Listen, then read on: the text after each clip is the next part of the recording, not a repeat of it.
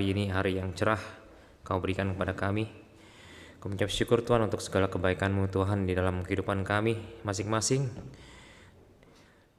Terima kasih untuk segala apa yang kami boleh dapat Tuhan dari Engkau dalam pekerjaan, dalam rumah tangga kami, dalam studi kami, dalam kesehatan kami. Kau mengucap syukur untuk semua kebaikan-Mu Bapa. Pada saat ini Tuhan, di hari Minggu ini Bapa, kami akan memuji nama-Mu di rumah-Mu saat ini. Kau berkati setiap kami Tuhan dalam ibadah ini. Biarlah Kau mempersiapkan seluruh hati, pikiran, jiwa kami, agar kami boleh sungguh memuji nama-Mu, juga akan mendengarkan firman-Mu nanti yang disampaikan oleh Pendeta Mika. Biarlah Kau mau pakai beliau, Kau mau rapi beliau, apa yang boleh keluar melalui lidah bibirnya adalah boleh seturut dengan kehendak-Mu dan boleh menjadi pegangan dalam kehidupan kami sehari lepas hari. Berdoa untuk teman-teman kami yang masih dalam perjalanan, tiba kami dengan selamat di tempat ini. Kami serahkan Tuhan seluruh ibadah ini untuk seluruh pelayan-Mu Tuhan yang bertugas juga dari awal pertengahan hingga pada akhirnya ke dalam tangan pengasihan-Mu saja. Di dalam nama Tuhan Yesus Kristus, Juru Selamat kami hidup, kami berdoa. Amin. Jemaat yang undang bangkit berdiri, kita angkat pujian hari Minggu, hari yang mulia.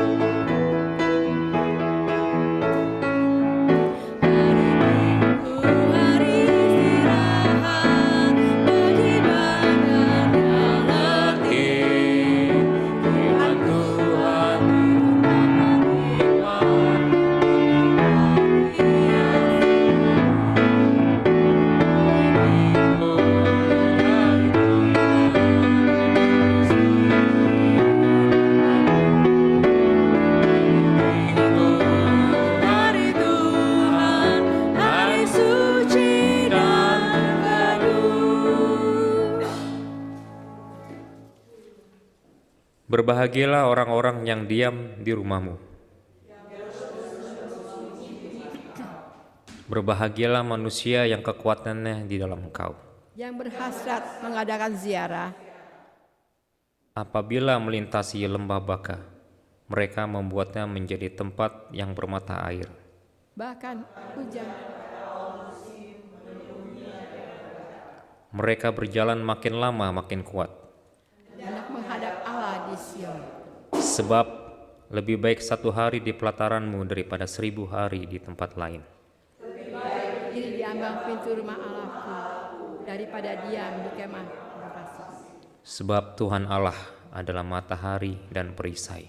Kasih dan kemuliaan Ia berikan, Ia tidak menahan kebaikan.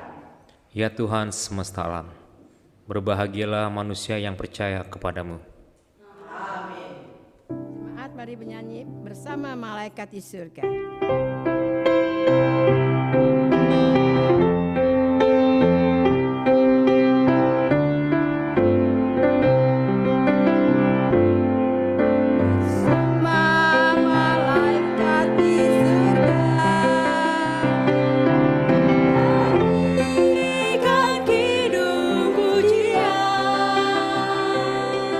Bermazmur bagimu, muliakan namamu. Yesus, aku memujimu.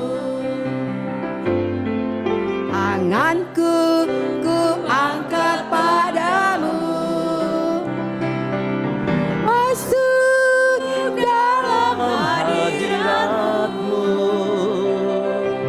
rasakan kasih-Mu, ku jadi milik-Mu. Yesus, aku menyembah-Mu. Hosana, Hosana, aku memuji-Mu. Haleluya, haleluya, aku menyembah-Mu.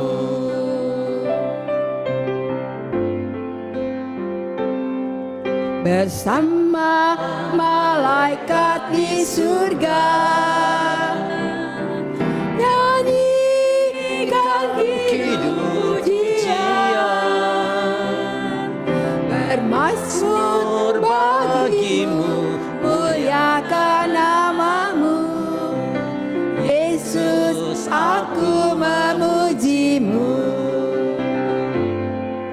Tanganku ku angkat padamu, masuk dalam hadirat-Mu, rasakan kasih-Mu, ku jadi milik-Mu. Yesus, aku menyembah-Mu. Hosana, Hosana, aku memuji-Mu. Haleluya, haleluya, aku menyembah-Mu. Dengan syukur, dengan sukacita kita mulai kebaktian kita. Oleh pertolongan kita adalah dalam nama Bapa Yang menjadikan langit dan bumi, dan Putra Tunggalnya yang membawa keselamatan, dan Roh Kudus. tinggal bersama kita.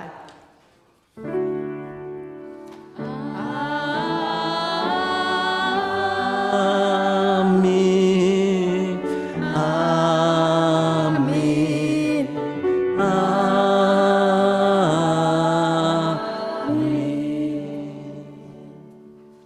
Kasih karunia dan damai sejahtera dari Allah Bapa kita dan dari Tuhan kita Yesus Kristus menyertai saudara sekalian. Dan menyertai saudara juga. Cuma duduk kembali. Baik, kita buka hati kita ya di awal ibadah ini. Apa yang dikatakan oleh Tuhan Yesus merangkum dari semua kehendak Tuhan ya, semua firman Tuhan.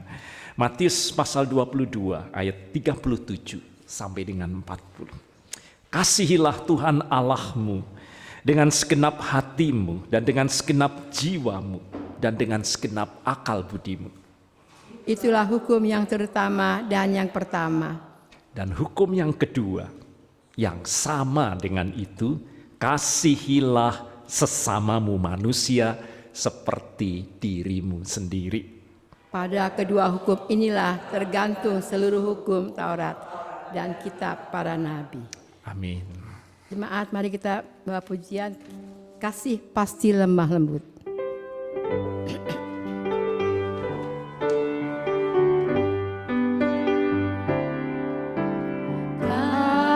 Kasih pasti lemah lembut, kasih pasti memaafkan, kasih pasti murah hati, kasih-Mu, kasih-Mu ya Tuhan.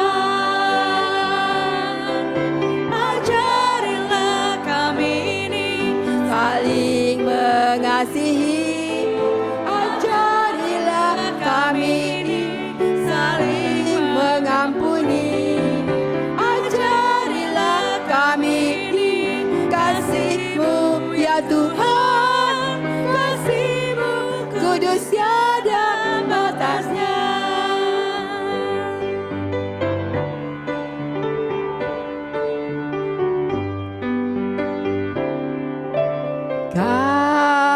Kasih pasti lemah lembut, kasih pasti memaafkan,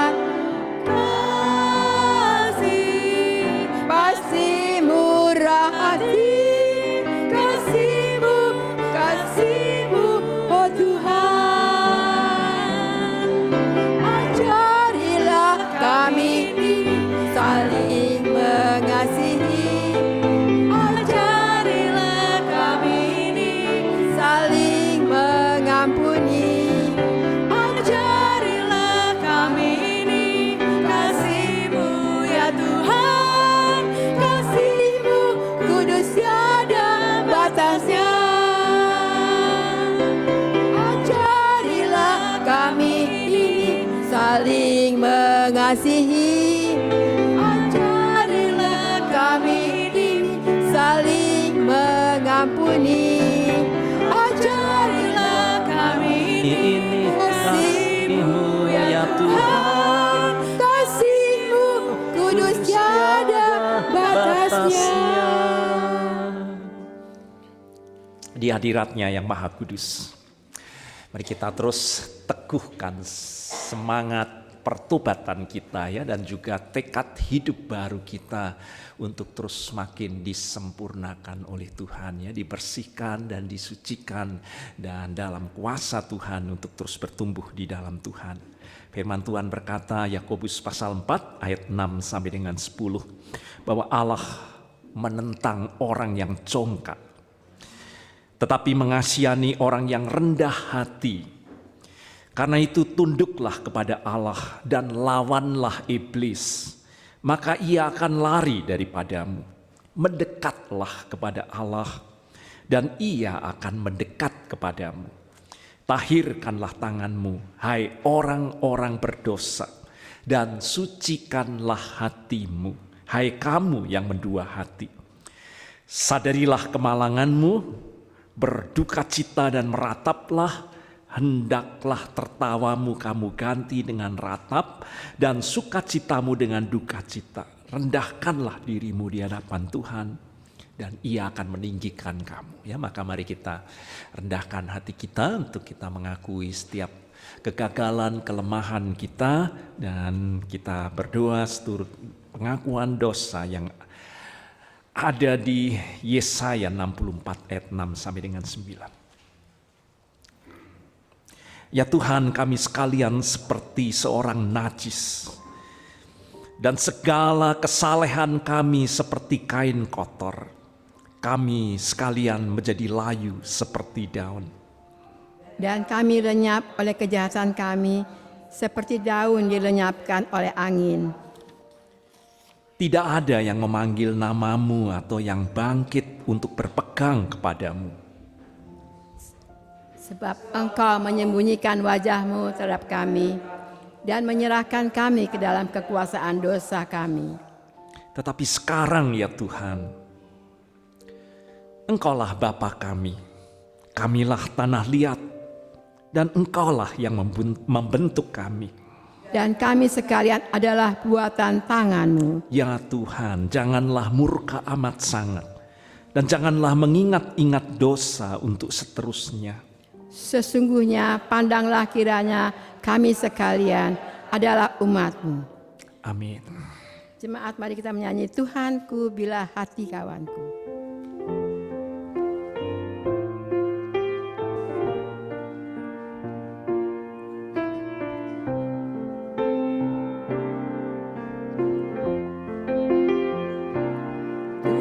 Tuhanku bila hati kawanku terluka oleh tingkah ujarku dan kehendakku jadi panduku, ampunilah.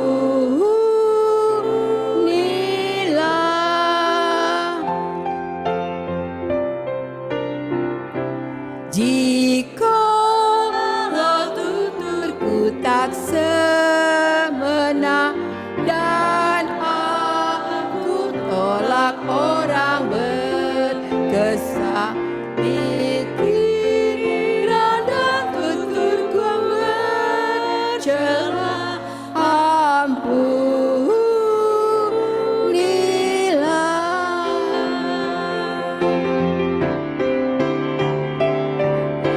Dan hari ini aku bersembah serta-Mu, Bapa berserah, berikan aku kasih-Mu mesra. Amin, amin. Terpujilah jalan Tuhan adalah selalu jalan kasih. jalan pengampunan, jalan yang menyucikan kita dari segala dosa. Bagi kita yang dengan sungguh mengakui dosa kita, Tuhan menyucikan dan mengampuni kita. Sebagaimana dikatakan dalam firman Tuhan, Yesaya 41 sampai dengan 2, hiburkanlah umatku, demikian firman Allahmu.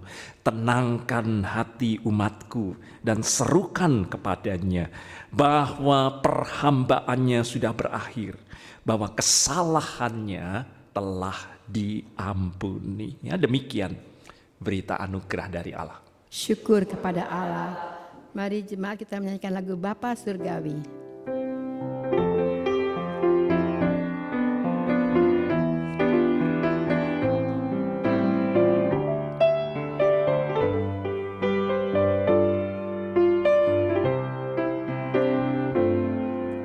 Bapa Surgawi, ajarku mengenal betapa dalamnya kasih-Mu.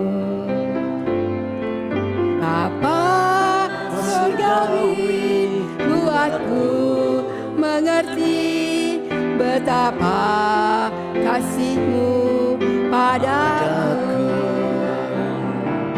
Semua yang terjadi di dalam hidupku, ajarku menyadari Kau selalu sertaku.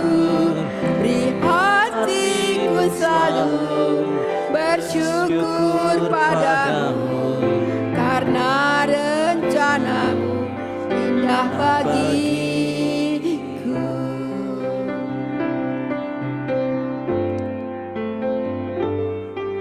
Bapa Surgawi, ajarku mengenal betapa dalamnya kasih-Mu. Bapa Surgawi, buatku mengerti betapa kasih-Mu padaku. Semua yang terjadi di dalam hidupku, ajarku menyadari Kau selalu sertaku. Beri hatiku selalu bersyukur padamu, karena rencanamu indah bagiku. So now let us pray for our children before they go to the classroom. Yeah. So the children will come forward.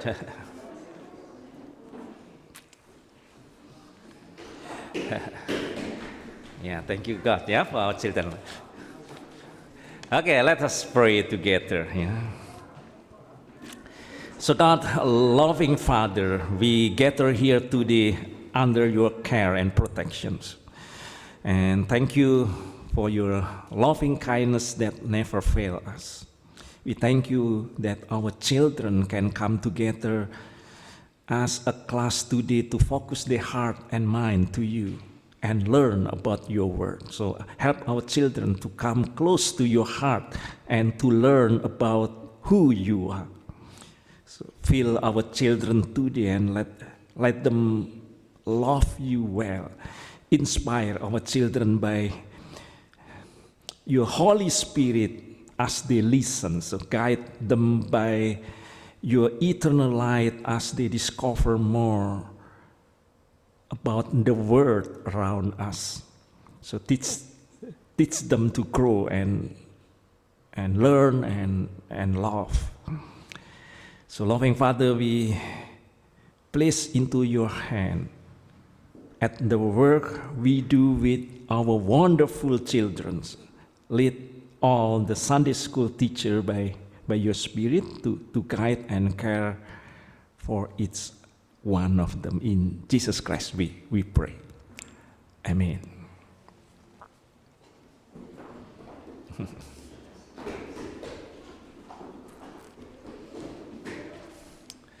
Dan tiba saat yang kudus buat kita ya, Tuhan akan berbicara kepada kita melalui firman-Nya. Sebelum kita membacanya dan kita merenungkannya, mari kita mohon kuasa Roh Kudus ya, kuasa Roh Kudus untuk memberkati kita. Mari kita berdoa bersama-sama. Sekarang berfirmanlah kepada kami ya Tuhan, Kau terang kehidupan, bahwa hanya oleh karena firman-Mu, maka kami sungguh-sungguh hidup dan kami akan berbuah banyak. Karena kami hidup bukan hanya dari roti saja, tetapi juga dari segala yang Engkau firmankan.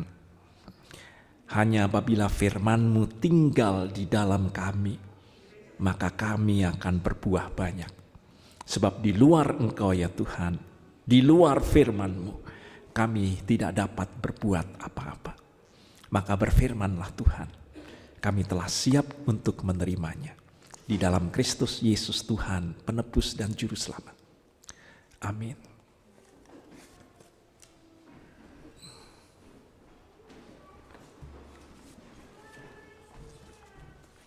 Bacaan firman Tuhan yang pertama diambil dari Kisah Para Rasul 10 ayat 25 sampai 34.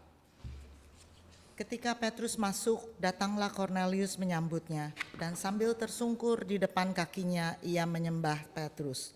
Tetapi Petrus menegakkan dia, katanya, "Bangunlah, aku hanya manusia biasa." Dan sambil bercakap-cakap dengan dia, ia masuk dan mendapati banyak orang sedang berkumpul. Ia berkata kepada mereka, "Kamu tahu betapa kerasnya larangan bagi seorang Yahudi untuk bergaul dengan orang-orang yang bukan Yahudi, atau masuk ke rumah mereka. Tetapi Allah telah menunjukkan kepadaku bahwa aku tidak boleh menyebut orang najis atau tidak tahir. Itu sebabnya aku tidak berkeberatan ketika aku dipanggil lalu datang kemari. Sekarang aku ingin tahu, apa sebabnya kamu memanggil aku?" Jawab Kornelius, 4 hari yang lalu, kira-kira pada waktu yang sama seperti sekarang, yaitu jam 3 petang, aku sedang berdoa di rumah. Tiba-tiba ada seorang berdiri di depanku, pakaiannya berkilau-kilauan. Dan ia berkata, "Kornelius, doamu telah didengar Allah dan sedekahmu telah diingatkan di hadapannya. Suruhlah orang ke Yope untuk menyambut Simon yang disebut Petrus. Ia sedang menumpang di rumah Simon, seorang penyamak kulit yang tinggal di tepi laut. Karena itu segera kusuruh orang kepadamu. Dan dengan senang hati engkau telah datang. Sekarang kami semua sudah hadir di sini di hadapan Allah untuk mendengarkan apa yang ditugaskan Allah kepadamu." Lalu mulailah Petrus berbicara, katanya, "Sesungguhnya aku telah mengerti bahwa Allah tidak membedakan orang." Demikianlah firman Tuhan. Dan inilah firman Tuhan seturut 1 Korintus pasal 13 ya, ayat 1 sampai dengan yang ke-13. Sekalipun aku dapat berkata-kata dengan semua bahasa manusia dan bahasa malaikat, tetapi jika aku tidak mempunyai kasih, aku sama dengan gong yang berkumandang dan canang yang gemerincing. Sekalipun aku mempunyai karunia untuk bernubuat dan aku mengetahui segala rahasia dan memiliki seluruh pengetahuan. Dan sekalipun aku memiliki iman yang sempurna untuk memindahkan gunung. Tapi jika aku tidak mempunyai kasih, aku sama sekali tidak berguna. Dan sekalipun aku membagi-bagikan segala sesuatu yang ada padaku, bahkan menyerahkan tubuhku untuk dibakar, tetapi jika aku tidak mempunyai kasih, sedikit pun tidak ada faedahnya bagiku. Kasih itu sabar, kasih itu murah hati, ia tidak cemburu, ia tidak memegahkan diri dan tidak sombong, ia tidak melakukan yang tidak sopan, dan tidak mencari keuntungan diri sendiri. Ia tidak pemarah dan tidak menyimpan kesalahan orang lain. Ia tidak bersukacita karena ketidakadilan, tetapi karena kebenaran. Ia menutupi segala sesuatu, percaya segala sesuatu, mengharapkan segala sesuatu, sabar menanggung segala sesuatu. Kasih tidak berkesudahan, nubuat akan berakhir, bahasa roh akan berhenti, pengetahuan akan lenyap. Sebab pengetahuan kita tidak lengkap dan nubuat kita tidak sempurna. Tetapi jika yang sempurna tiba, maka yang tidak sempurna itu akan lenyap. Ketika aku kanak-kanak, aku berkata-kata seperti kanak-kanak. Aku merasa seperti kanak-kanak. Aku berpikir seperti kanak-kanak. Sekarang sesudah aku menjadi dewasa, aku meninggalkan sifat kekanak-kanakan itu. Karena sekarang kita melihat dalam cermin suatu gambaran yang samar-samar. Tetapi nanti kita akan melihat muka dengan muka. Sekarang aku hanya mengenal dengan tidak sempurna. Tetapi nanti aku akan mengenal dengan sempurna. Seperti aku sendiri dikenal. Demikianlah. Tinggal ketiga hal ini. Yaitu iman, pengharapan, dan kasih. Dan yang paling besar diantaranya ialah kasih. Ya, demikian firman Tuhan. Berbahagialah saudara yang mendengar firman Allah. Dan yang memelihara dalam kehidupannya. Haleluya. Haleluya, haleluya, haleluya.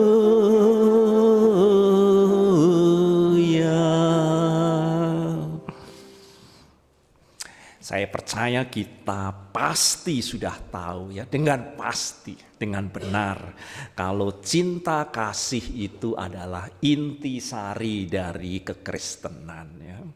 Kasihlah Tuhan Allahmu ya dengan segenap hatimu, dengan segenap akal budimu, dengan kekuatanmu. Dan yang sama dengan itu adalah kasihlah sesamamu manusia seperti dirimu sendirinya. Kita tahu itu, saya percaya dan pasti tahu ya.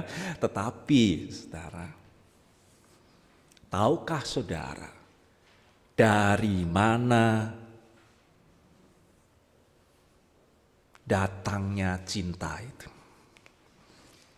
Kita tahu kita harus mengasihi kan? Dari mana saudara datangnya cinta kasih? Bagaimana cinta kasih itu bisa menghinggapi kita? Dari mana cinta itu berpangkal? Karena ada nyanyian, saudara. Dari mana datangnya lintah? Dari gunung turun ke kali, ke sungai ya. Lalu dari mana datangnya cinta? Dari mata turun ke hati. Lalu refrennya, saudara bisa nyanyi dengan sama-sama. Ini refrennya terkenal bukan? Rasa sayangi, rasa sayang sayangi, lihat dari jauh, rasa sayang sayangi. Lihat dari jauh, dari mata timbul rasa sayang. Katanya begitu saudara ya. Dari mata turun ke hati. Katanya saudara, katanya karena mata ini adalah jendela hati. Setuju? Setuju?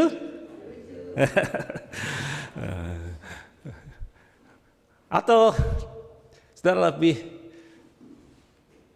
merasa bahwa kalau dari mata turun ke hati itu namanya bukan cinta ya. Kalau saudara sudah dipandang lalu matanya kedip-kedip kepada saudara. Apa itu cinta saudara?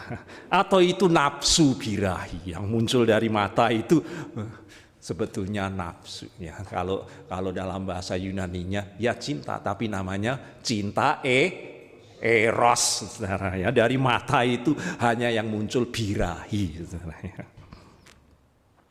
Jika cinta itu datangnya dari mata saudara, lalu bagaimana kita bisa memenuhi hukum Tuhan yang pertama tadi apa? Kasihlah Tuhan Allahmu. Lah gimana kalau dari mata turun ke hati? Ada yang bisa melihat Allah? Nah, kalau gitu bisa cinta nggak sama Tuhan? Kalau dari mata turun ke hati? Lalu dari mana kita bisa cinta dengan Tuhan? Kalau cinta itu dari mata, kalau kita bisa lihat, Nah, kita baru jatuh cinta, saudara. Nah, kalau Tuhan itu bisa dilihat enggak?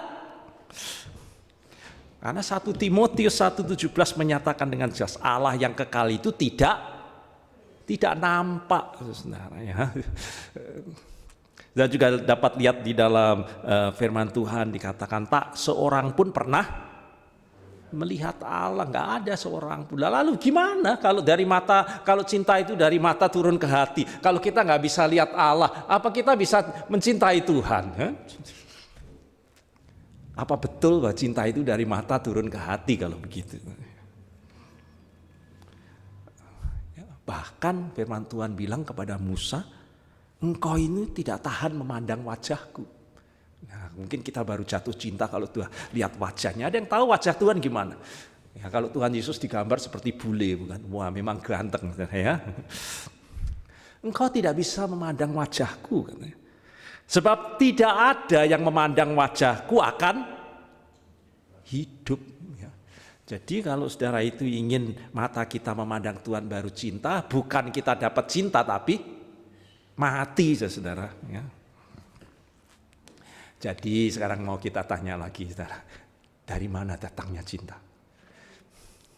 Dari mana datangnya cinta kepada Tuhan? Kalau nggak dari mata turun ke hati itu, saudara. Nah, kalau kita lihat dalam firman Tuhan, saudara, ya, bahwa seluruh kasih itu bersumber dari hati. Ya. Setiap kali Tuhan menyatakan kasih-Nya dikatakan tergeraklah hati Tuhan Yesus. Ya, hati dari Tuhan Yesus. Cinta kasih, saudara, tidak bisa didatangkan dari mata. Kalau itu adalah agape, bukan eros, saudara. Karena keindahan cinta kasih itu melebihi, saudara, yang bisa kita tangkap dengan panca indera kita ini. Sampai-sampai tadi kita baca firman Tuhan, kasih itu boleh memandang muka enggak? Boleh enggak? Wah, kalau ini kaya, mari saya kasih. Kalau ini melarat, boleh enggak memandang muka? Enggak boleh, bukan? Nah, kalau dari mata turun ke hati kan memandang muka, ya kan?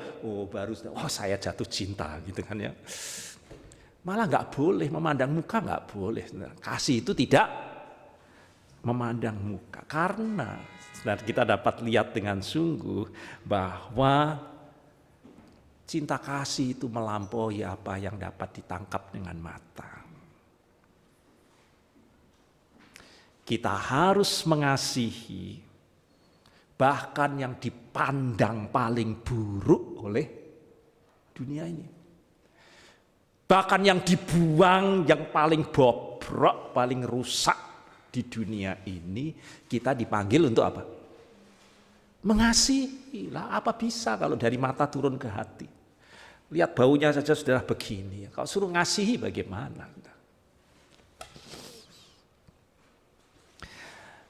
Kasih itu harus bersumber dari hati. Nah, sekarang sebelum kita jauh-jauh, saudara ya, kita sering lihat hati dalam firman Tuhan. Itu apa yang dimaksud hati? Kalau sudah ditanya, apa itu hati? Apa, saudara? Kasihlah Tuhanmu dengan segenap hatimu. Apa itu? Yang dijadikan lambang cinta, bukan? Ya, atau saudara begini, atau saudara begini. Ya. Lalu apa itu?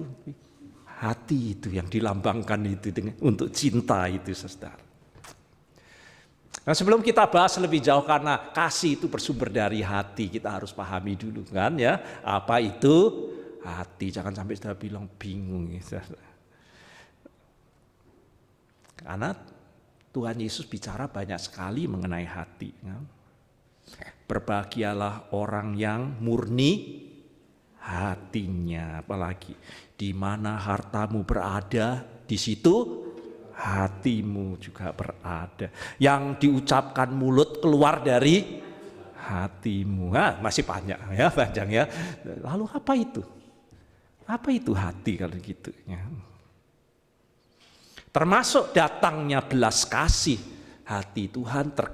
Yesus tergerak hatinya dengan belas kasihan dari hati. Jadi lalu apa yang dimaksud hati dalam Alkitab? Nah, saya rasa kita pastikan dulu ya bahwa yang dimaksud hati ini, saudara, pastilah bukan hati tubuh jasmani kita ini ya. Hati secara biologis kita, apa itu? Lever kita, bukan ya. Jadi pasti itu yang dimaksud hati bukan lever kita, meskipun namanya hati, bukan ya. Jadi kalau dari hati kita jangan lihat, cari di lever kita, lalu sudah dioperasi, sudah diambil, wah inilah hati gitu ya. Memang betul itu lever, tapi bukan itu yang dimaksud hati. Tapi kalau dalam bahasa Inggris hati apa? Heart, apa itu? Jantung. Nah, apa yang dimaksud Tuhan Yesus hati itu jantung kita ini. Jadi kalau sudah dioperasi jantungnya, dilihat jantungnya, wah ini hati. Dari sinilah, kalau saudara mata duiten, nah dari sini. Apa dokter bilang begitu? Pasti bukan juga kan? Yang dimaksud hati pasti bukan juga jantung hati kita. Lalu apa? Jadi apa itu? Yang ada dalam tubuh kita disebut hati itu, lalu apa kalau kita diminta, bukan ya? Karena ini hati ini inti dari semua percakapan di dalam Alkitab. Kalau saudara cari kata heart, hati dalam Alkitab itu lebih dari 300 kali. Nah, saya nggak bisa jelaskan panjang lebar, saya langsung kesimpulan aja ya. Kalau saudara baca dengan teliti, yang dimaksud dengan hati itu, saudara, adalah seluruh pikiran kita ini, seluruhnya ya, seluruh pikiran kita, juga seluruh apa? Perasaan kita, dan juga apa? Seluruh kehendak kita. Adanya di mana itu? Di dalam. Ada yang bisa tahu pikiran orang? Ada di sini tahu bisa? Nggak bisa, ada di dalam, bukan? Ada yang tahu perasaan orang? Ya mungkin, tapi hanya juga, bukan? Itu ada di dalam. Ada yang tahu kehendak kita, bahwa saya ini mau apa, saya mau apa, dari dalam. Itulah yang disebut dengan hati, saudara, dalam firman Tuhan. Sekali lagi ya, segenap apa? Pikiran kita, apalagi segenap hati, perasaan kita ini, sedih, marah dan sebagainya ya, dan segenap kehendak kita. Saudara mau benci, kehendak saudara saya mau bunuh orang itu kehendak. Semua yang muncul mendorong untuk kita melakukan sesuatu itu namanya kehendak ya. Dan pikiran, perasaan dan kehendak itulah yang dikatakan Tuhan Yesus akan keluar atau tercermin dalam perkataan dan perbuatan kita ini, yaitu hati. Jadi hati itulah pribadi kita yang sejati, sesungguhnya keluar, terpancar dalam kata dan perbuatan. Tapi saudara, kalau yang keluar di mulut kita dan perbuatan kita itu beda dengan hati kita, hati saudara, saudara pengen jotos orang ya, tapi saudara, monggo ya, padahal saudara, begitu ya. Itu namanya apa, saudara?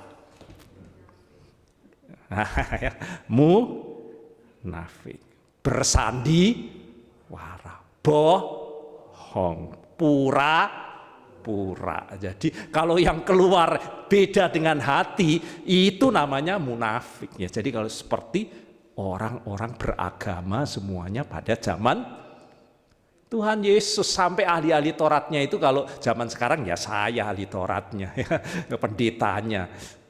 Tuhan bilang apa? Kamu ini serigala berbulu domba. Serigala itu hatinya, tapi mulut dan penampilannya domba. Kamu ini seperti kuburan dilabur putih, luarnya ngomongnya, penampilannya, tapi dalammu apa itu? Hatimu seperti tulang belulang busuk. Kamu itu seperti piala digosok mengkilap, ke penampilannya. Tapi kalau lihat hatinya, penuh dengan barang-barang kelepasan itu hatinya, saudara. Ya. Maka firman Tuhan bilang, hatinya itu sudah busuk dan membatu. Tapi siapa yang tahu dalamnya hati? Siapa yang tahu dalamnya laut bisa kita duga, dalamnya hati kita tidak. Jadi saudara, kasih pun bisa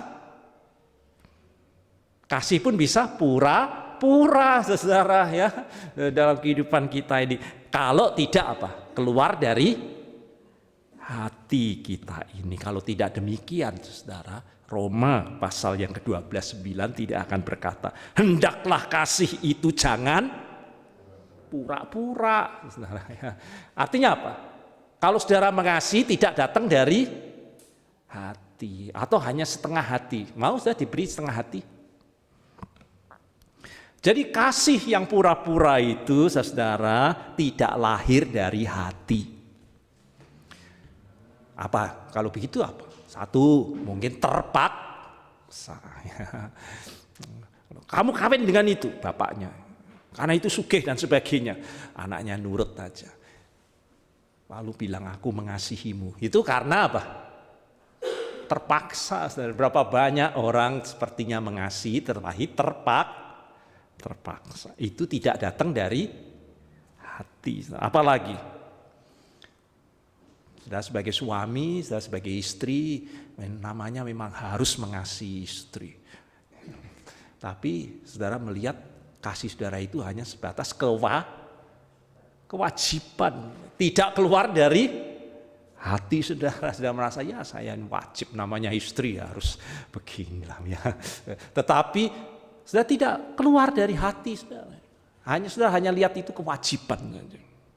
Nah, berapa banyak saudara juga melakukan untuk Tuhan.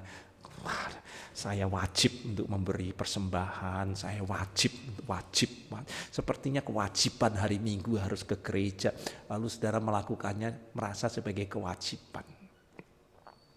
Apakah itu cinta kepada Tuhan? Dan yang berikutnya, kita bisa mengasihi kalau ada kebutuhan. Jadi ada pamrih, ya. Lalu saudara mengasihi, tetapi di balik semua perbuatan kasih saudara itu ada pamrihnya, saudara. Itu tidak keluar dari hati. Yang paling jelas itu pelacur, saudara, ya. Dia bisa memberi cinta kepada kita, tapi cintanya itu pamrih, saudara-saudara. Dikasih saudara cinta, tapi ada pamrih apa? Duitnya, saudara, begitu. Nah, dalam praktek juga banyak begitu. Saudara mengasihi karena ada sesuatu di baliknya untuk saudara harapkan. Ya, gitu saudara mengasihi Tuhan, saya kasih persembahan kepada Tuhan. Tapi kalau dengan pamrih, kalau saya kasih persembahan, nanti dibalas Tuhan 10 kali lipat. Ya. Jadi di balik semua yang saya lakukan ada pamrihnya, saudara. Ya. Itu cinta atau tidak? Bukan, ya. Tetapi ini puncak dari kasih. Datangnya dari hati. Ya. Sehingga tidak ada lagi kewajiban. Wajib ke gereja, wajib persembahan, wajib memuji Tuhan. Yang ada adalah apa? Kalau sudah cinta. Apa? Kerinduan, Mbak saudara, bukan karena terpaksa, bukan karena kewajiban. Saudara, rindu yang namanya orang cinta itu bahasanya tidak bisa lepas dari apa? Rindu. Kalau saudara sudah cinta, rindu. Semua yang sudah lakukan itu dasarnya kerinduan, saudara, ya. Dalam kehidupan kita ini, hati pecinta itu, hati yang mengasihi itu, hati yang selalu rindu. Rindu, kalau sudah cinta Tuhan, saudara akan rindu menyembah Tuhan, bukan karena wajib, bukan karena terpaksa. Nah, kalau saudara melakukan sesuatu untuk istri saudara, untuk suami saudara, untuk anak saudara, itu saudara rindu, ya. Rindu untuk melakukannya, ya. Untuk yang kita cintai, selalu mau memberi yang terbaik untuk yang kita cintai. Sebagaimana Tuhan Yesus begitu besar kasihnya kepada kita, maka dia bilang apa? Minta Aku akan minta, aku akan beri. Secara itulah cinta. Itu hakikat dari cinta. Nah sekarang kita masuk, saudara ya, hati itulah keberadaan kita yang sejati, kan? Itu yang sejati. Sejatinya kita nggak diomongan, sudah bisa sandiwara, sudah bisa munafik. Hati itulah kesejatian kita. Dan cinta kasih itu datangnya harus dari hati. Ya, segenap pikiran, perasaan, dan kehendak kita ini. Namun kalau itu datangnya dari situ, saudara, sekarang kita harus sadari ini masalah buat kita. Saudara bisa mengasihi? Bisa dalam nyanyian, aku mengasihi. Prakteknya, saudara. Nah, cuma mulutnya aja, bukan? Ya. Berapa banyak saudara juga suami istri, oh aku mengasihimu. Prakteknya juga jujur, saudara. Mudah mengasihi? Mudah mengasihi? Sejujur-jujurnya, saudara, bukan. Apa sebabnya? Nah, sekarang kita harus menyadari hal ini. Mengapa tema kita ini mengenai roh, ya, roh kasih, roh Tuhan. Karena, saudara, sejak manusia itu jatuh dalam dosa, hati manusia ini sudah apa? Rusak oleh dosa. Hati kita ini sudah rusak oleh dosa, saudara. Sehingga begitu kita lihat firman Tuhan, kita mulai dari Kejadian 6 ayat 5 sampai kemudian manusia dimusnahkan dengan air bah, Tuhan mengatakan apa? Ketika dilihat oleh Tuhan bahwa kejahatan manusia itu besar di bumi ini, bahwa segala kecenderungan hatinya apa? Apa kecenderungan hati manusia? Kejahatan semata-mata. Itulah hati saya dan saudara. Kalau saudara tidak ada roh Tuhan untuk merubahnya, itulah hati saya dan saudara. Hati kita ini cenderung untuk apa? Jahat. Membuahkan kejahatan semata-mata. Maka Yesus, saudara, berkata, menunjukkan untuk kita sadar kondisi hati kita ini bagaimana. Ya, sudah baca nanti di Markus pasal 7 ayat 21 sampai dengan 23. Yesus menunjukkan hati kita ini. Sebab dari dalam, nah itu apa itu? Hati, bukan? Dari dalam, dari hati orang timbul, ya, timbul. Apakah Tuhan katakan kasih? Bahwa hati kita ini bisa menimbulkan kasih setelah kita ini orang berdosa? Tuhan Yesus katakan, dari dalam kita ini, dari hati orang, termasuk saya, Pak Mika ini orang, saudara orang bukan? Orang, jadi termasuk saudara semua di sini. Hati saudara itu, dari hati kita ini timbul segala pikiran apa? Baik atau enggak? Tuhan kata, jahat, percabulan, apalagi pencurian, apalagi pembunuhan, apalagi Tuhan Yesus sebut, perzinahan, apalagi keserakahan, apalagi kejahatan, kelician, hawa nafsu, iri hati, hujat, kesombongan, kebebalan. Nah, masih banyak Tuhan Yesus sebut. Itu Tuhan Yesus sendiri menguak, menyingkap hati kita ini. Itulah hati saya dan saudara. Hati semua manusia, ya, setelah jatuh di dalam dosa.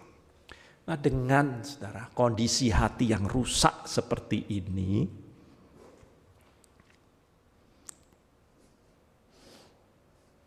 seperti nanti saudara lihat gambaran daripada Roma pasal 7, apa yang dirasakan oleh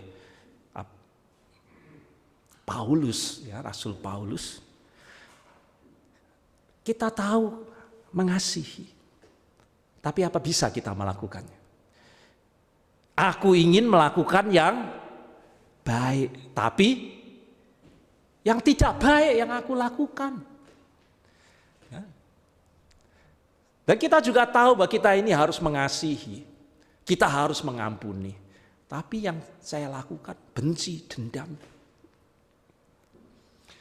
Sehingga kemudian Rasul Paulus berkata, aku ini manusia celaka, kan? Harus bilang gitu. Kan hatiku seperti itu, aku ini manusia celaka.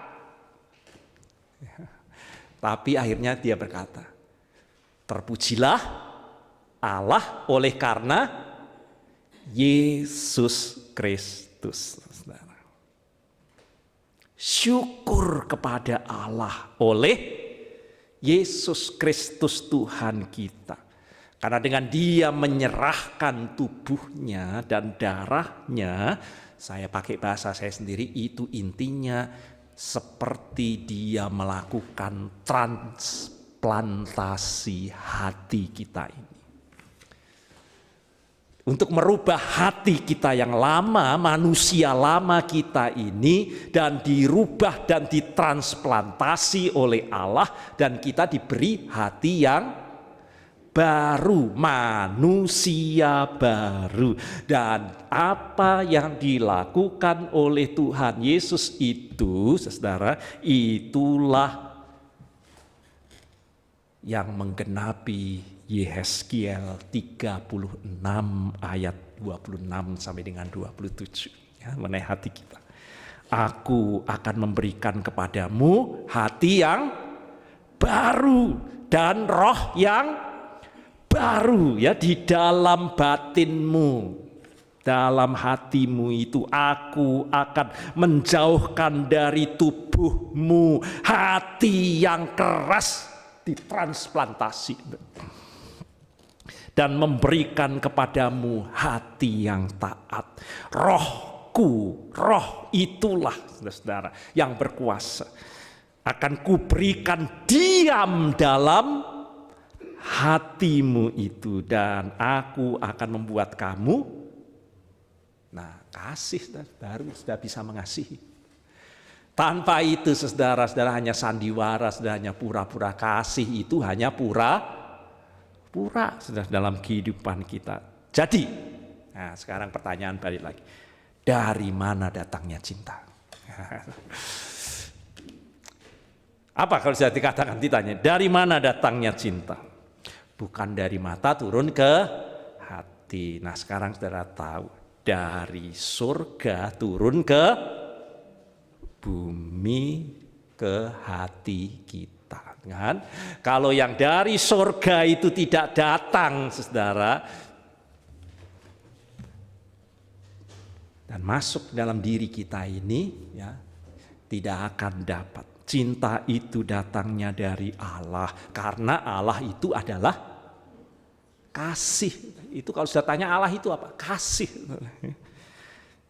Hanya apabila kita mau transplantasi, itu berarti mematikan diri kita ini, pikiran kita sendiri, kehendak kita sendiri, perasaan kita sendiri, dan kita mengenakan pikiran dan perasaan yang terdapat di dalam Kristus Yesus.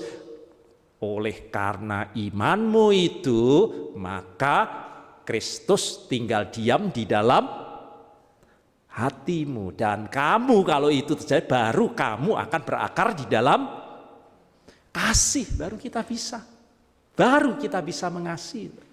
Jadi ini saudara boleh bicara banyak tentang kasih, saudara, ya, tetapi ini datangnya kasih dalam hidup kita ini. Kita akan berakar di dalam kasih.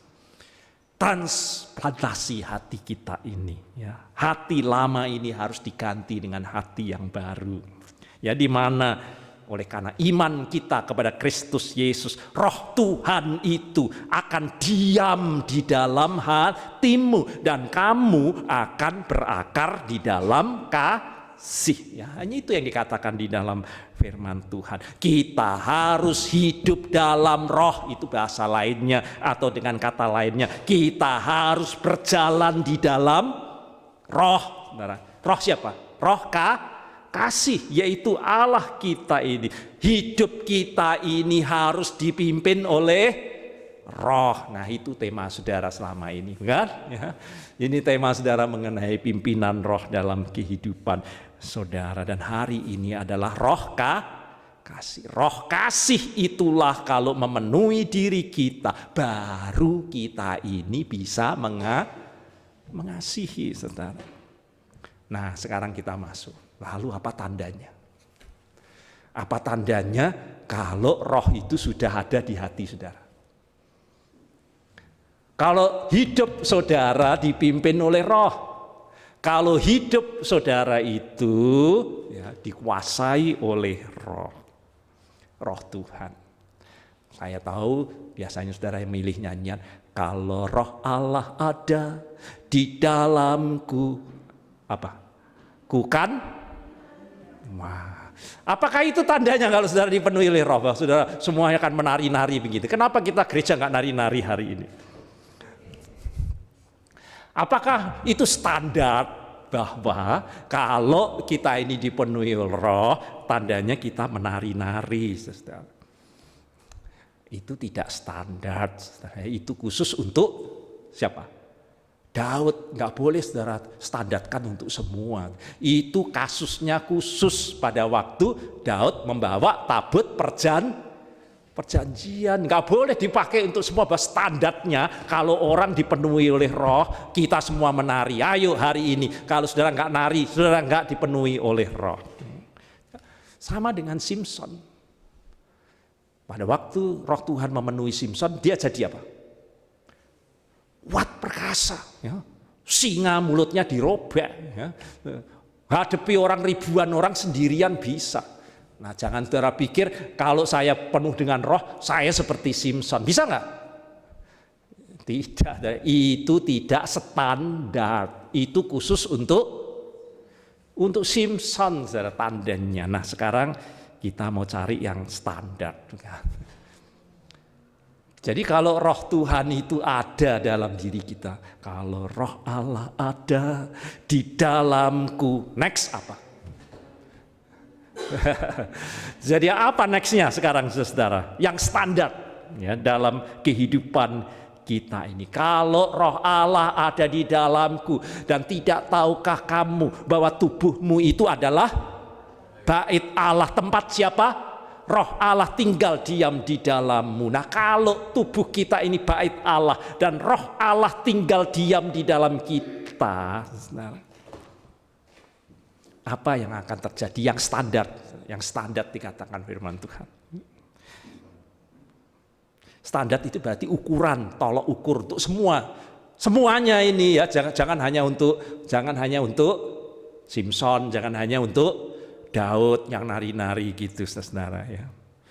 Saya rasa standarnya saudara harus melihat siapa? Tuhan Yesus pada waktu menjadi manusia, saudara. Karena firman Tuhan katakan Lukas 4 ayat 18, roh Tuhan ada padaku. Ya. Yesus berkata, aku ini penuh dengan roh Tuhan. Oleh sebab itu, ia telah mengurapi aku dengan roh Tuhan itu dalam hidup. Lalu, apa yang dikatakan Tuhan? Itu standarnya. Jadi apa yang dilakukan oleh Tuhan Yesus?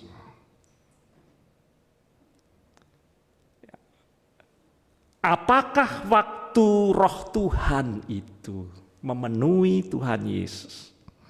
Roh Tuhan ada padaku. Apakah roh Tuhan itu memimpin Kristus untuk berkata-kata dalam bahasa roh? Pernahkah saudara membaca Yesus berbahasa roh? Cakalabalabalabala, cakar-cakalabalabalaba. Wah, itulah tandanya kita penuh dengan roh Kudus. Saya rasa saudara tidak ada, bukan? Tidak ada Tuhan Yesus melalui cakalabalabalaba seperti itu. Kalau roh Tuhan yang sama itu memenuhi kita, kita juga tidak dibuat standarnya cakar laba-laba itu.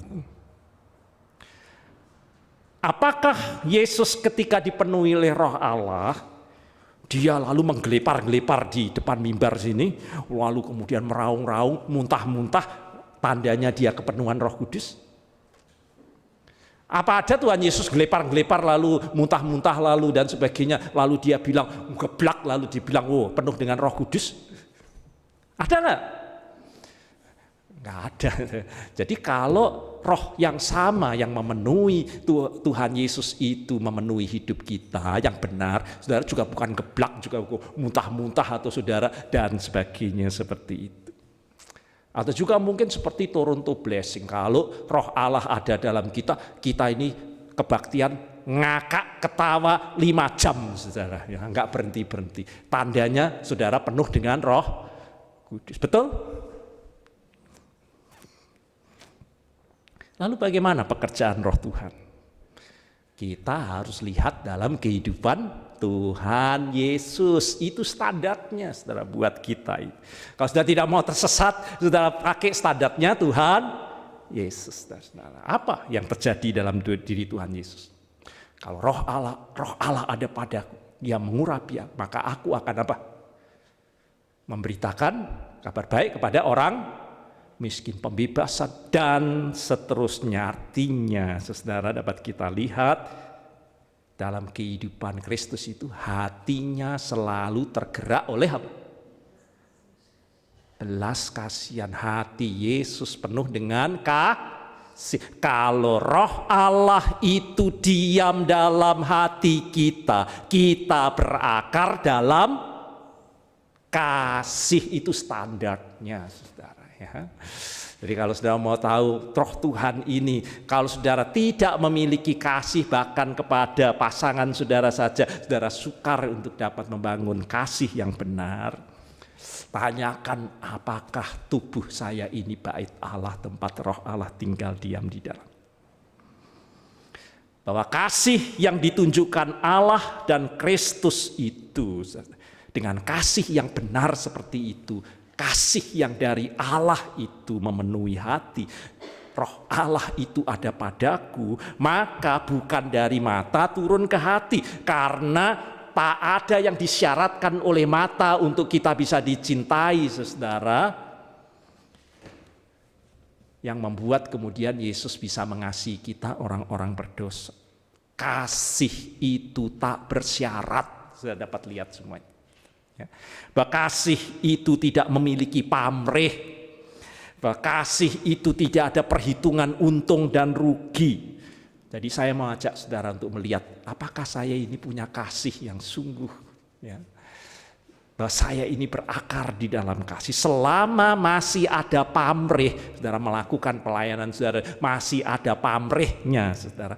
Atau kalau saudara ini menyatakan kasih satu dengan istri saudara, dengan suami saudara, masih ada pamrihnya, saudara belum sampai kepada cinta yang murni.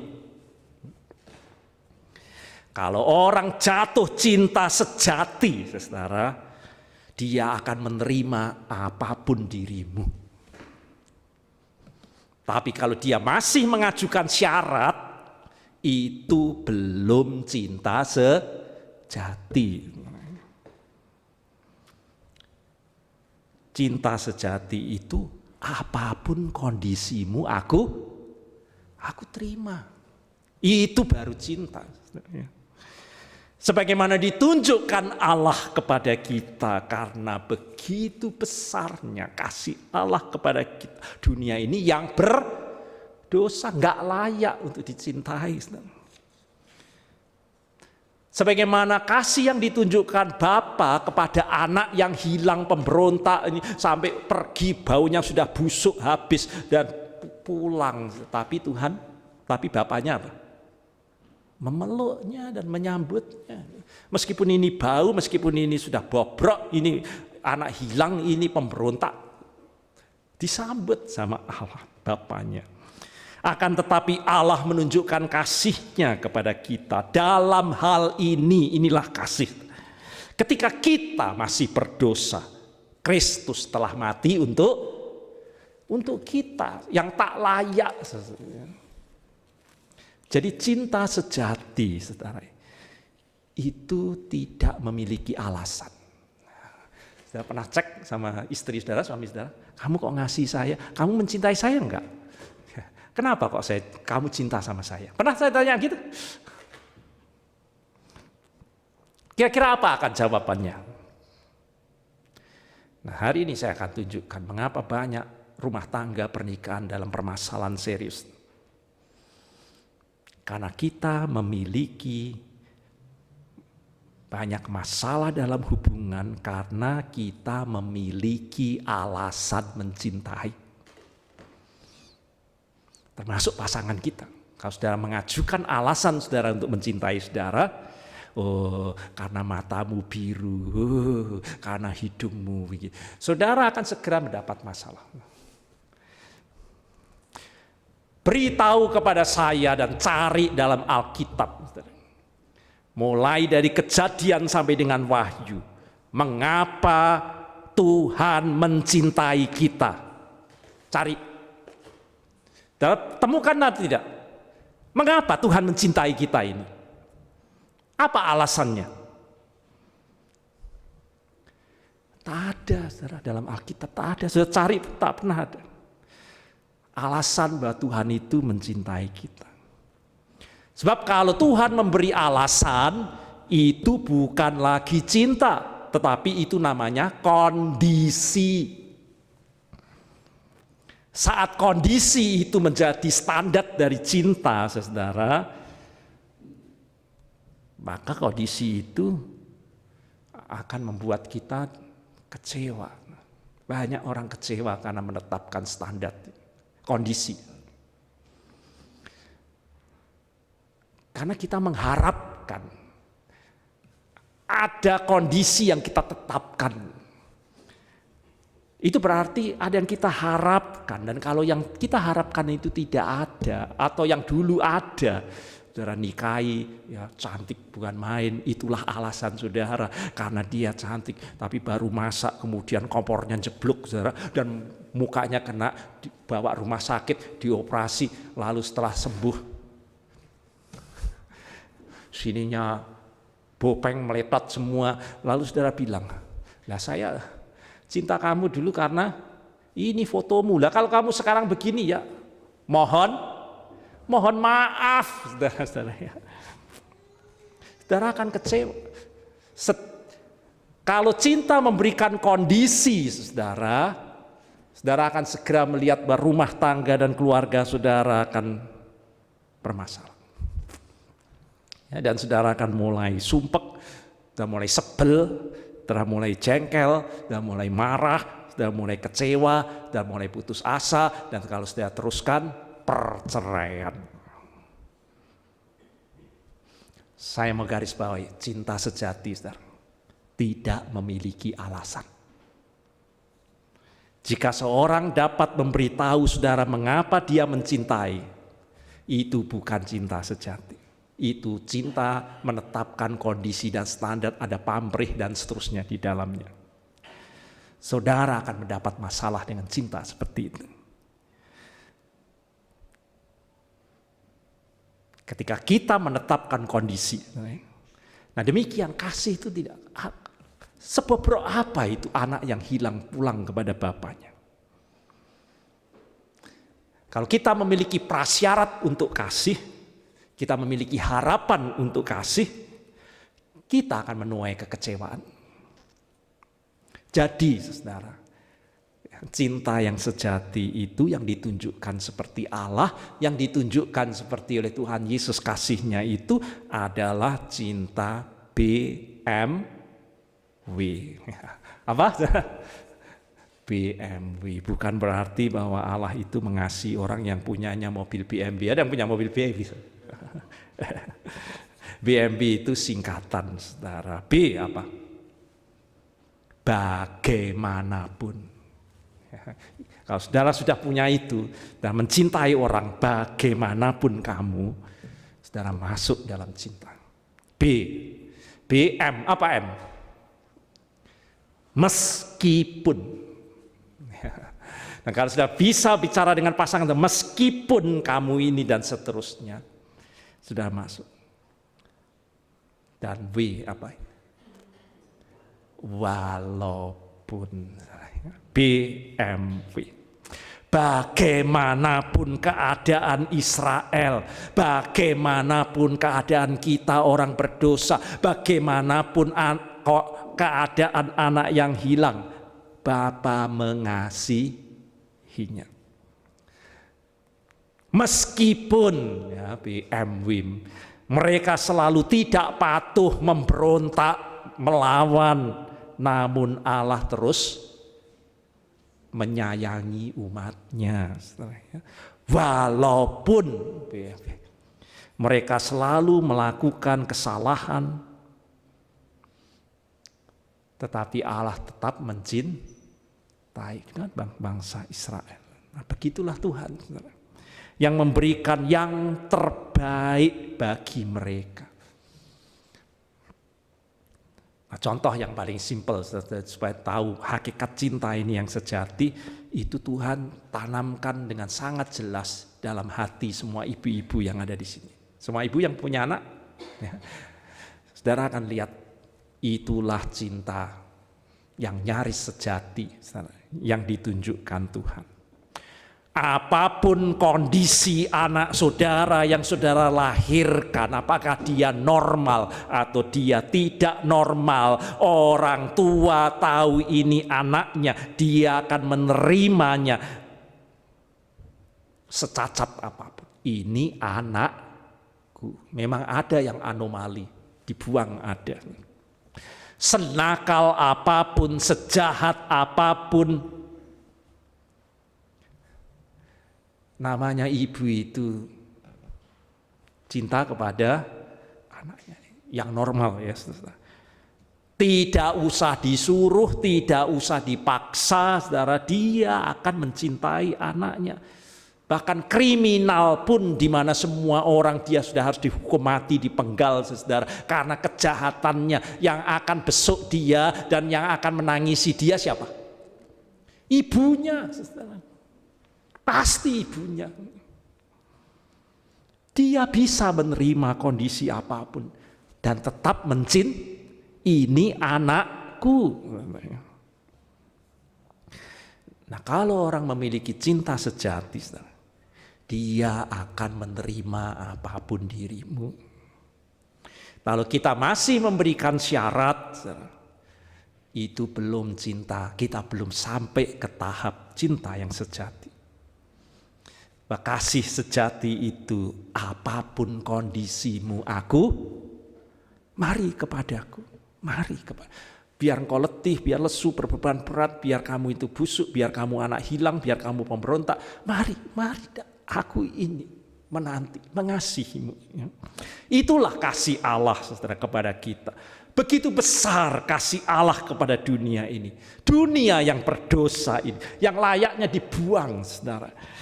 Sampah belaka, tetapi ditunjukkannya kepada kita, saudara. Tak ada satupun kriteria kita ini yang pantas, yang membuat dia mati untuk kita, yang membuat dia pantas untuk menyerahkan tubuh dan darahnya untuk saya dan untuk saudara. Siapa kita ini? Allah menunjukkan kasih-Nya kepada kita dalam hal ini ketika kita masih berdosa. Jadi saya akan tutup sekarang, saudara, bahwa kasih sejati itulah yang kemudian dapat kita pahami. Tadi kita baca di 1 Korintus pasal yang ketiga, kasih itu tidak cemburu. Kasih ya cemburu lah ya. Tetapi Tuhan bilang kasih itu tidak. Kenapa bisa? Semua seperti aneh. Semua dikatakan kasih di dalam. Karena ini kasih sejati itu. Dan kasih itu juga tidak memandang muka. Bukan yang dilihat mata. Kalau dia pantas, dia indah, dia menarik, dia memikat. Nah, saya bisa cinta dan mengasihi. Kita tidak boleh memandang muka. Biar dia kaya, biar dia miskin. Apapun kondisi, kita tidak boleh membeda-bedakan kasih kita itu. Maka tadi kita baca, sesungguhnya aku telah mengerti sekarang bahwa Allah tidak membedakan orang. Ya, itu yang tadi kita bacakan, Kisah Para Rasul 10 ayat 34. Karena perbedaan Petrus dan Kornelius itu bak langit dan bumi, saudara, ya. Seperti minyak dan air. Yang satu orang Yahudi dan yang satu, kalau buat orang Yahudi itu kafir, orang Romawi. Secara sosial politis posisi mereka berseberangan, bahkan bermusuhan. Bisa saudara mengasihi musuh saudara itu? Yang satu orang awam, yang satu centurion. Cornelius itu centurion, yaitu tentara. Jadi dalam perhitungan saya dapat lihat kekuatannya, yang satu lemah, yang satu bersenjata. Dan orang Yahudi kita tahu dia enggan untuk bergaul dengan orang non-Yahudi. Itu kafir. Mereka keberatan Petrus itu pergi ke rumah Kornelius, ya, orang yang non-Yahudi seperti itu, untuk melakukan pembaptisan. Hal itu dianggap najis. Namun tidak usah saya ceritakan apa yang terjadi, bagaimana Roh Kudus datang dengan bentuk orang dan sebagainya, tetapi itu datangnya Roh Kudus dalam kehidupan baik kepada Kornelius, baik kepada Petrus. Saat Roh Allah itu datang dan kemudian memimpin dan memenuhi dua hal ini, dan hati mereka dibuka oleh Roh itu dan bersedia dipimpin oleh Roh itu, Petrus pun kemudian mau dipimpin masuk ke rumah Kornelius, dan Kornelius pun dipimpin untuk menyambut musuhnya ini. Maka kita dapat lihat kasih menyatukan mereka. Yang mustahil bisa bersatu bagi dunia ini pada zaman itu, Kornelius dan Petrus, mustahil itu. Tapi kalau Roh Allah ada dalam mereka dan memimpin mereka, dan mereka mau dipimpin oleh Roh kasih itu, dan kasih itu menyatukan mereka. Dan kita dapat lihat bagaimana kasih yang didapat dari Roh Kudus dengan hal-hal yang aneh yang dialami oleh Petrus itu membawa dua manusia yang menurut dunia berseberangan dan tidak mungkin dapat disatukan. Mereka bersatu oleh karena kasih. Perbedaan diruntuhkan. Roh Tuhan, kalau saudara izinkan masuk, selalu membuat saudara berakar dalam kasih. Akan membuat jembatan kasih di tengah banyak hal yang memisahkan dalam kehidupan kita. Di tengah banyaknya perbedaan pribadi. Baik saudara suami, istri, saudara terus konflik tiap hari karena perbedaan saudara satu dengan yang lainnya. Atau saudara merasa ini kamu sudah melakukan tidak layak, saya tidak bisa lagi menghargai kamu suami istri, dan lalu saling meremehkan saling oleh karena semua mungkin kesalahan mungkin dan sebagainya yang pernah terjadi dalam kehidupan kita. Tetapi kalau Roh Allah itu diam dalam hati kita, kita berakar di dalam kasih, kita menyambut segala hal, sesalah apapun, tidak layak pun, oleh karena semua yang pernah terjadi dalam hubungan saudara diruntuhkan oleh kasih itu. Dan saudara dapat menyambut orang dalam ketidakpantasan dan ketidaklayakannya menurut dunia untuk dicintai lagi. Cinta itu saudara yang digerakkan oleh Roh Allah di hati kita, terus akan memperluas kasih. Itulah yang membuat Petrus kemudian bukan hanya membaptis orang-orang Yahudi mulai dari Kornelius, lalu kita dapat lihat lingkaran kasih itu kepada sesama meluas, tidak lagi dibatasi oleh ras, tidak dibatasi lagi oleh suku, tidak dibatasi oleh semua perbedaan-perbedaan di dalamnya. Maka mari kita beri diri kita, saudara. Izinkan Tuhan bertahta dalam hati. Jangan saudara andalkan pikiran, perasaan dan kehendak saudara sendiri. Itu sudah rusak oleh dosa. Mari kita mau dipimpin oleh Roh. Mari kita sediakan mau berjalan di dalam roh seperti Petrus dan Kornelius. Sehingga yang mustahil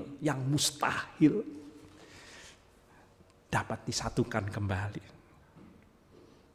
Maka kita, saudara, akan berakar dalam kasih apa tadi? BMW. Bagaimanapun kamu, meskipun kamu ini demikian, walaupun kamu sudah begitu, aku mengasihimu. Ya. Amin.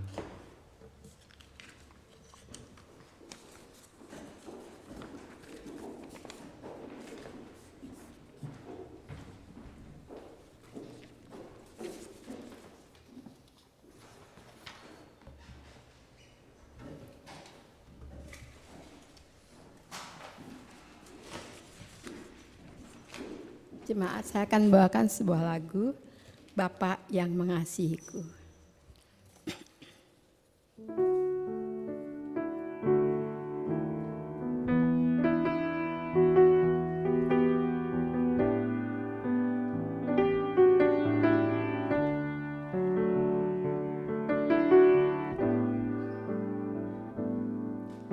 Engkau Bapa yang mengasihiku,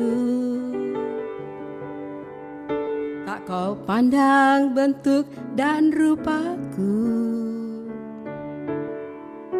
Engkau mengasihiku dengan sepenuh hati, tak pernah sama seperti dunia ini.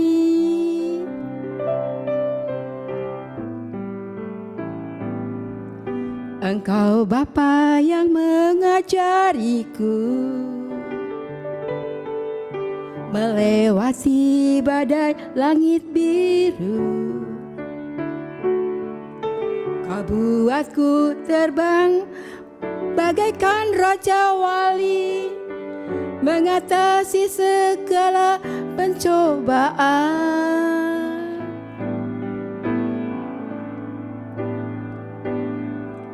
Kau Bapakku yang baik, mengerti bahasa tetesan air mata, tak kau biarkan ku berjalan sendirian, sebab kau Bapakku yang baik. Kau Bapakku yang baik, mengerti bahasa tetesan air mata, tak kau biarkan ku berjalan sendirian, sebab kau Bapakku yang baik. Engkau sungguh baik.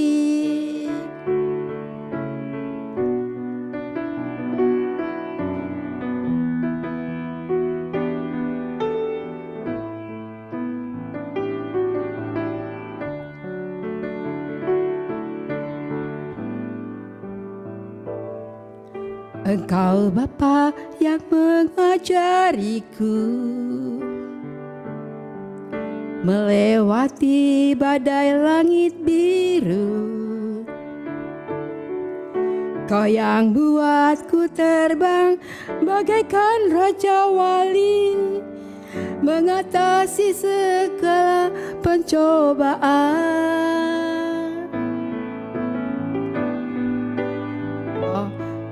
Kau Bapakku yang baik, mengerti bahasa tetesan air mata, tak kau biarkan ku berjalan sendirian, sebab kau Bapakku yang baik. Kau Bapakku yang baik, mengerti bahasa tetesan air mata, tak kau biarkan ku berjalan sendirian, sebab kau Bapakku yang baik. Engkau sungguh baik, Engkau sungguh baik, Engkau sungguh baik. Terima kasih, Tuhan Yesus berkati.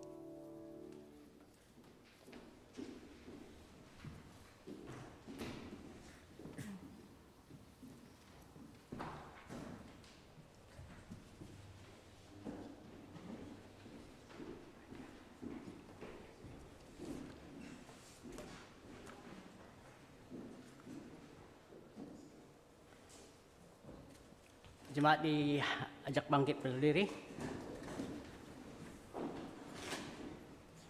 Bersama dengan gereja segala abad dan tempat, marilah kita bersama-sama menyatakan pengakuan iman rasuli yang berbunyi demikian. Aku percaya kepada Allah, Bapa yang Maha Kuasa, Khalik langit dan bumi, dan kepada Yesus Kristus, anaknya yang tunggal Tuhan kita, yang dikandung dari Roh Kudus, lahir dari anak darah Maria, yang menderita sengsara di bawah pemerintahan Pontius Pilatus, disalibkan, mati dikuburkan, turun ke dalam kerajaan maut. Pada hari yang ketiga, bangkit pula dari antara orang mati, naik ke surga, duduk di sebelah kanan Allah, Bapa yang Maha Kuasa. Dan dari sana Ia akan datang untuk menghadiri orang yang hidup dan yang mati. Aku percaya kepada Roh Kudus, gereja yang kudus dan am, persekutuan orang kudus, pengampunan, kebangkitan orang mati, dan hidup yang kekal. Amin. Jemaat sekalian duduk. Saya akan bacakan warta untuk minggu ini. Terutama kita mengucapkan terima kasih atas untuk Pendeta Mika untuk khotbahnya minggu ini. Terima kasih Pak. Tuhan Yesus selalu memberkati. Yang kedua, konsultasi pastoral seperti biasa bisa menghubungi Pendeta Vincent. Nomor teleponnya ada di warta. Yang ketiga, untuk jadwal pelayanan firman ada tertulis di warta. Untuk bulan November tanggal 10, Pendeta Yohanes akan membawa firman Tuhan dalam bahasa Inggris. Dan untuk bulan November kita akan mengadakan perjamuan kudus tanggal 17 Agustus. Jemaat yang berulang tahun minggu ini, Ibu Sarah. Happy birthday, Sarah.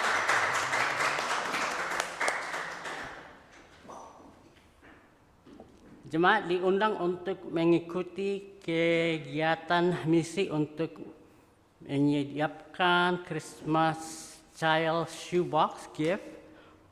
Ini untuk anak-anak di seluruh dunia. Kita akan mengadakan acara ini pada hari Sabtu tanggal 16 November. Jemaat semua diundang. Kita ada target untuk membuat 50 box, kira-kira $28 satu box, dan jumlah shoebox-nya $1.400. Jemaat dapat memberikan sumbangan melalui e-gift, Zelle, cash, atau membeli barang secara langsung. Untuk informasi lebih lengkap bisa menghubungi Panitia Dewi Husin.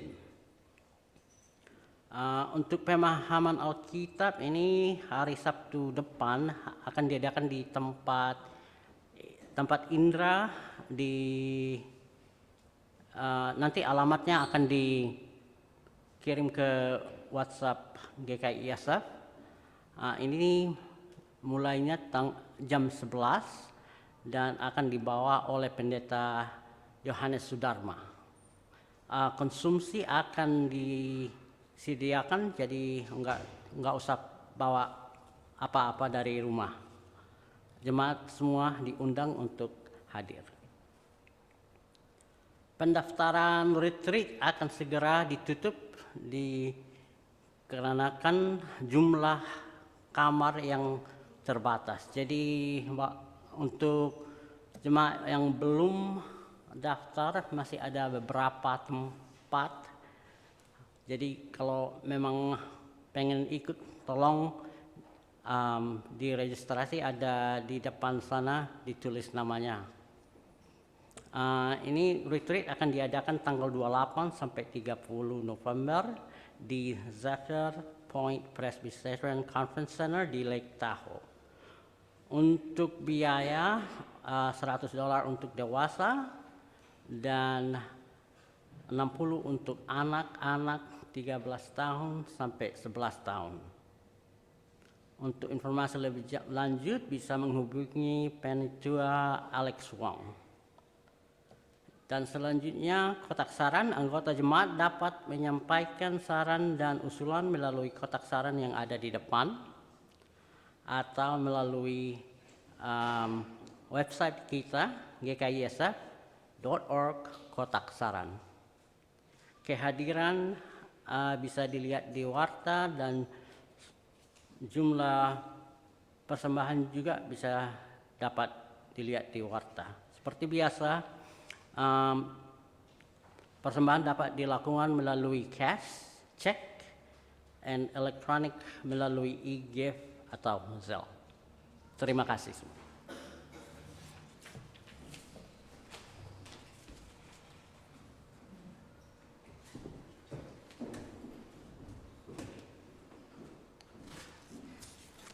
Baik, firman Tuhan memanggil kita untuk tidak khawatir tentang apapun juga tidak takut dengan apapun juga, tetapi bawalah dan nyatakan semuanya di dalam doa kepada Tuhan, ya, dalam doa syafaat, dalam doa permohonan, dan juga dalam doa ucapan syukur, ya. Maka mari kita hampiri Tuhan karena kita sungguh berada di rumah doa, ya, saat ini untuk kita berdoa dengan Tuhan yang Maha Kasih itu. Kalau kita dengan satu hati dan kita dengan iman meminta kepadanya, Tuhan akan memberikannya. Ya, mari kita berdoa bersama-sama. Sungguh kami bersyukur, ya Tuhan, atas hari perhentian baru yang membawa rahmat, kesegaran, semangat baru bagi kami untuk memelihara anugerah-Mu, ya Tuhan. Yaitu sebuah hati yang baru untuk dapat hidup baru, di mana manusia lama kami mati dan yang baru datang. Anugerah-Mu yang ajaib menjadikan kami sungguh manusia yang baru untuk hidup di dalam Roh-Mu dan berjalan di dalam Roh dan dipimpin oleh Roh, sehingga kami berakar di dalam kasih.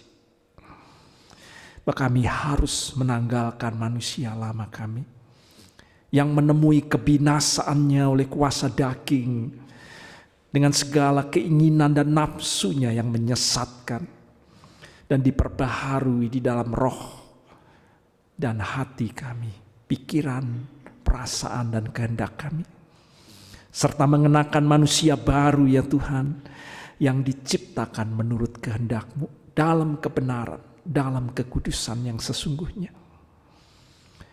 Kami yang ada di dalam-Mu, ya Kristus, adalah ciptaan yang baru.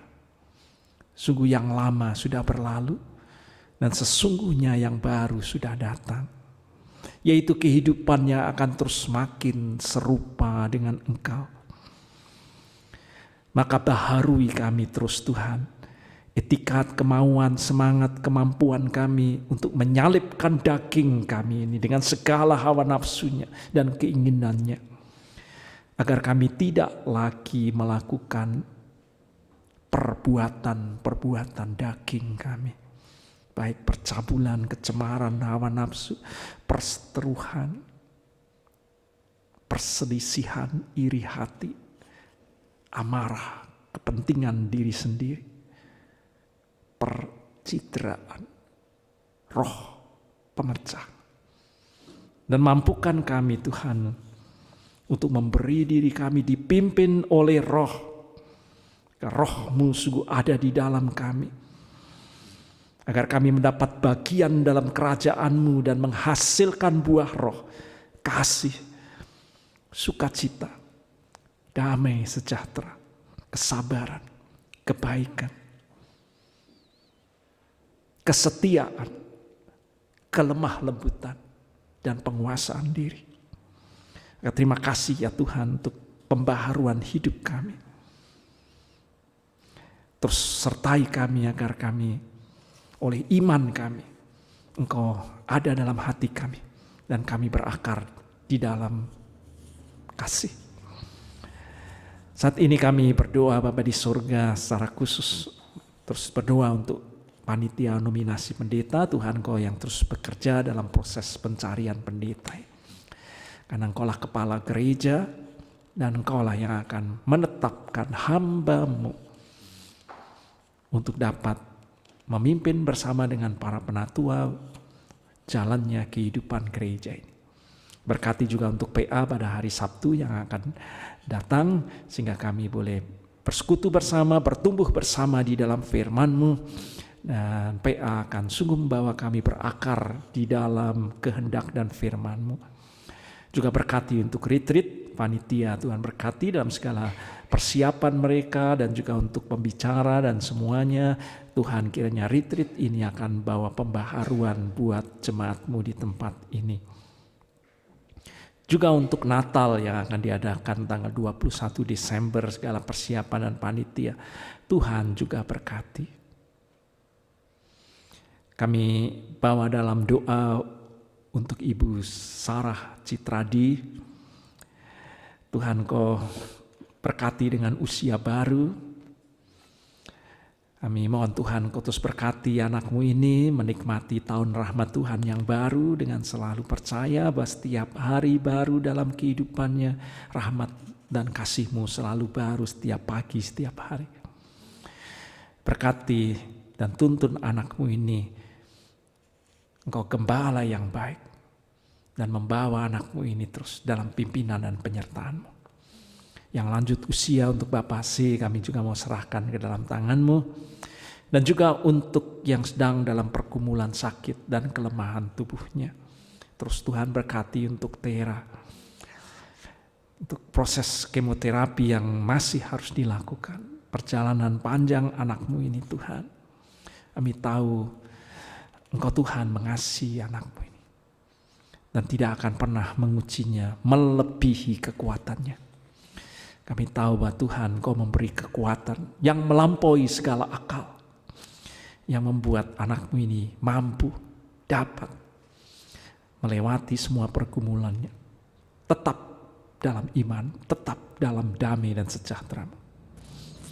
Dan kami berdoa ya untuk teman ibu dari Ibu Sarah, untuk Ibu Lana yang dalam persiapan untuk menjalani operasi besar, open heart. Ya Tuhan, pada hari Selasa yang akan datang, kami mohon Tuhan Kau berkati anak-Mu ini. Berkati persiapannya, berikan hati untuk dapat berserah kepada Tuhan dan percaya bertangan kasih-Mu Tuhan adalah tabib yang ajaib. Engkau akan memberkati rumah sakit yang menanganinya. Dan kami juga berdoa untuk dokter yang menanganinya, Dr. Teng Lee. Tuhan Kau yang menjaga semua hal yang dilakukan oleh dokter ini berasal dari Engkau untuk membawa operasi berjalan dengan sempurna dan baik dan membawa kesembuhan buat anak-Mu ini. Terima kasih Bapa di surga untuk rumah doa buat kami di mana saat ini kami menyatukan hati berdoa karena Engkau juga mendengar doa-doa yang secara pribadi kami naikkan saat ini, baik ucapan syukur kami juga baik permintaan dan permohonan kami kepada Engkau Bapa yang baik, bahwa Engkau selalu mendengar doa kami dan mengabulkan doa kami yang seturut dan sesuai dengan rencana dan kehendak-Mu yang selalu baik buat kami. Kami berdoa di dalam nama Tuhan Yesus yang mengajar kami berdoa. Bapa kami yang di surga, dikuduskanlah namamu, datanglah kerajaanmu, jadilah kehendakmu di bumi seperti di surga. Berikanlah kami pada hari ini makanan kami yang secukupnya, dan ampunilah kami akan kesalahan kami, seperti kami juga mengampuni orang yang bersalah kepada kami. Dan janganlah membawa kami ke dalam pencobaan, tapi lepaskanlah kami daripada yang jahat, karena Engkaulah yang empunya kerajaan dan kuasa dan kemuliaan sampai selama-lamanya. Amin.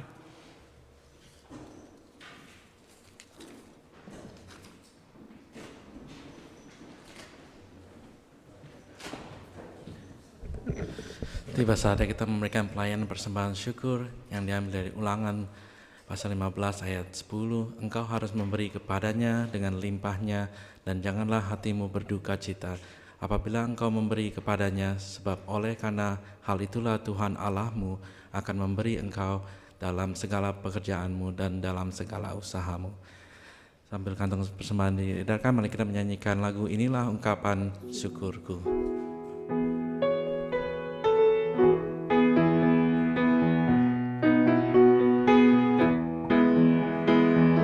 Inilah ungkapan syukurku yang ku berikan kepadamu. Ku berikan dari hatiku, terimalah. Ku persembahkan kepadamu dengan seluruh jiwa ragaku. Kiranya berkenan di hadiratmu. Mari kita berdiri.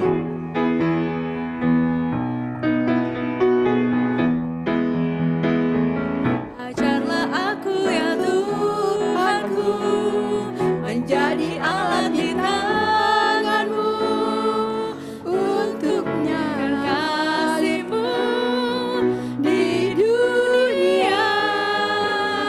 Utuslah aku ya Tuhanku, menolong orang miskin dan lemah.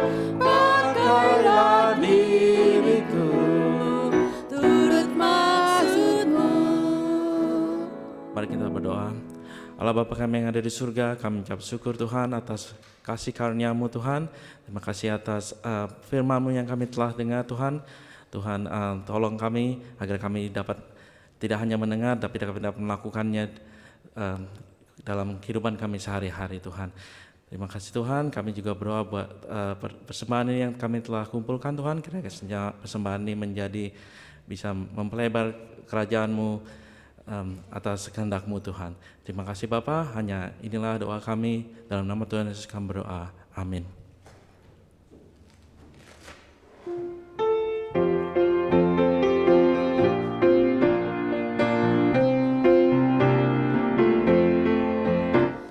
Suka menuturkan cerita mulia, cerita Tuhan Yesus dan cinta kasih-Nya. Ku suka menuturkan cerita yang benar, penawar hati rindu, menghibur terbesar. Ku suka menuturkan, ku suka memasyurkan cerita Tuhan Yesus dan cinta kasih-Nya. Para wanita saja. Suka menuturkan cerita mulia yang sungguh melebihi impian dunia. Ku suka menuturkan semua padamu, sebab cerita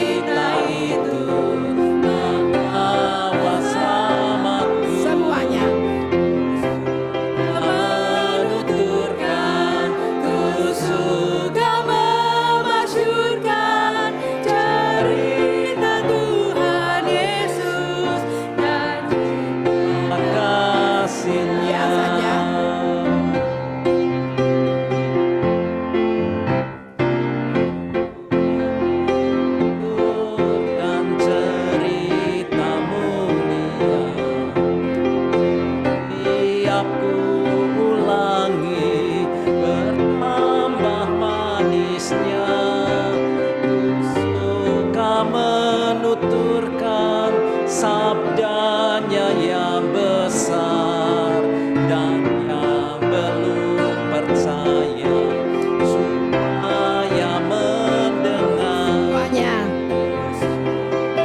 Menuturkan, ku suka memasyurkan cerita Tuhan Yesus dan cinta kasih-Nya. Semuanya.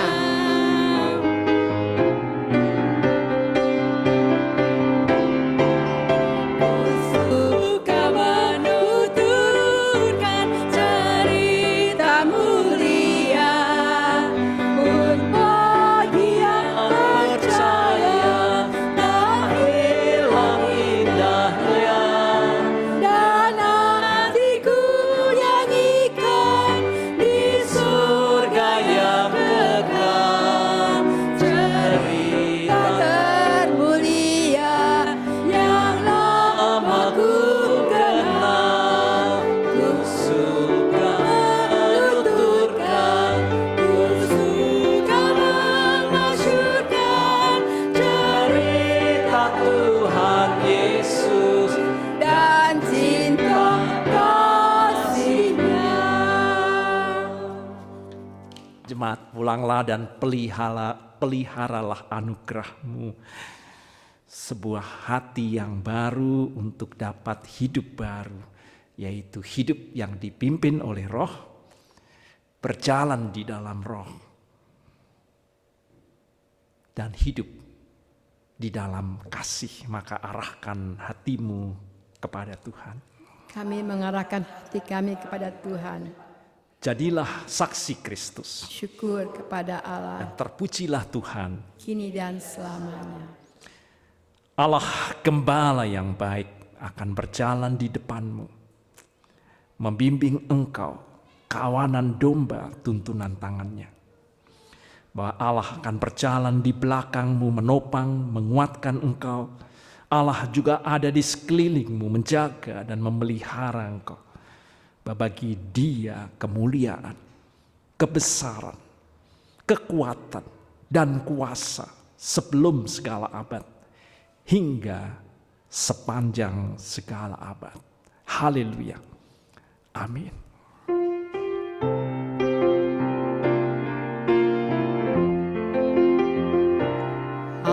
Haleluya, haleluya, haleluya, amin.